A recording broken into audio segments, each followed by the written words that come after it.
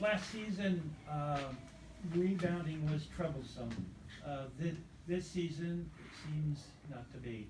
Could you comment on the team rebounding this year? Yeah, it was definitely an area of emphasis, I think, coming into the season for our group.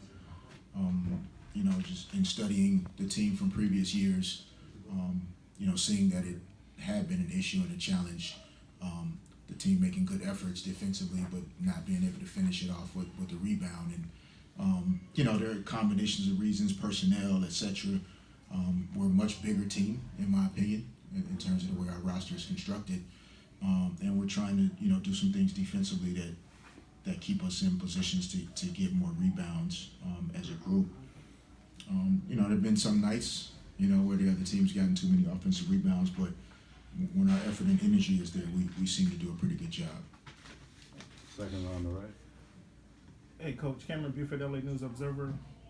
First quarter, they shot 50% from the three-point line, and you guys narrowed that down pretty good throughout the course of the game. What was that conversation?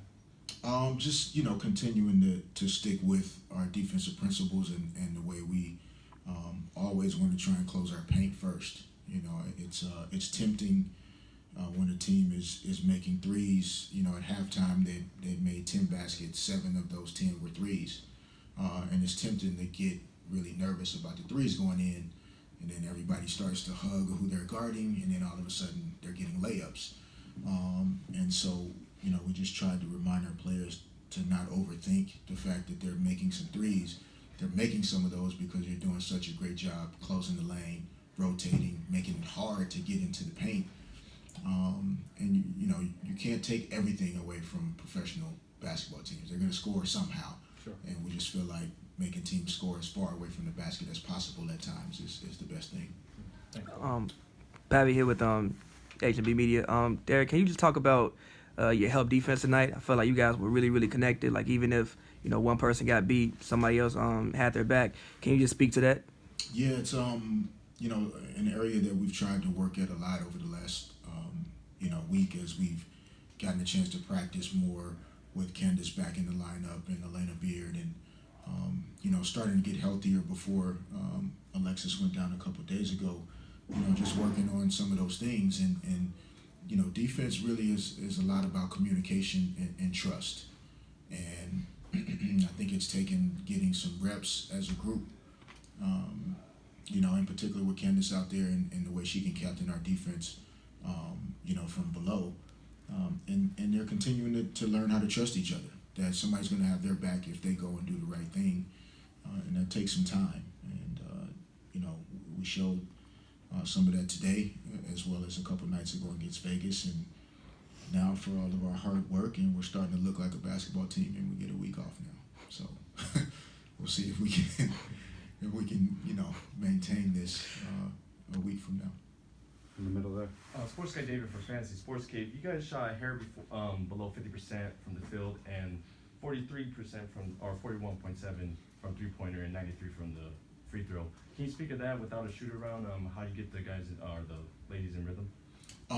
No, I mean they deserve the credit. I think offensively they're trying to make the right play and do the right things in terms of sharing the basketball, being aggressive, but when a defender shows up, passing up maybe a good shot for them to get a great one for a teammate. And they deserve a lot of credit because they work at their games every day.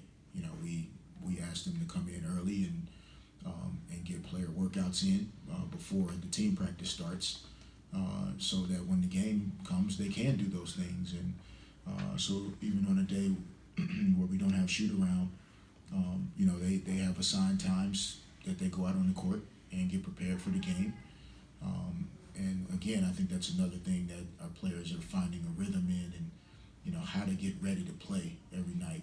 And it was good to see.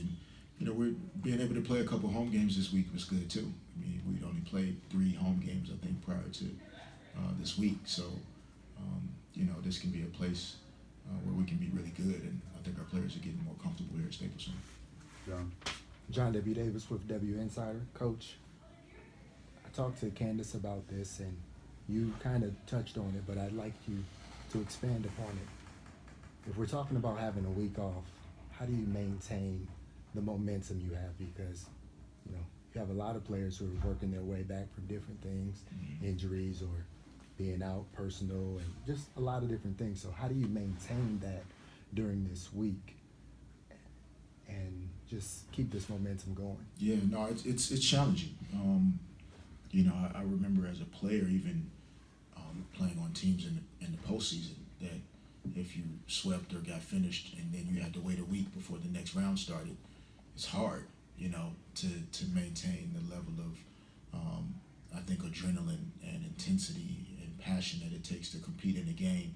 So we're gonna have to work really hard in practice this week on creating competitive situations, making sure that we're scrimmaging and really doing everything we can to make sure that we keep that edge about who we are.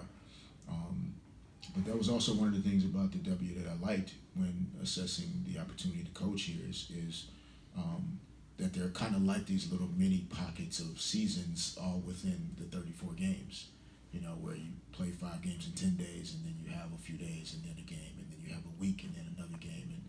And I really think if we can find a way to maintain who we are, it's an opportunity to get better as the season goes on.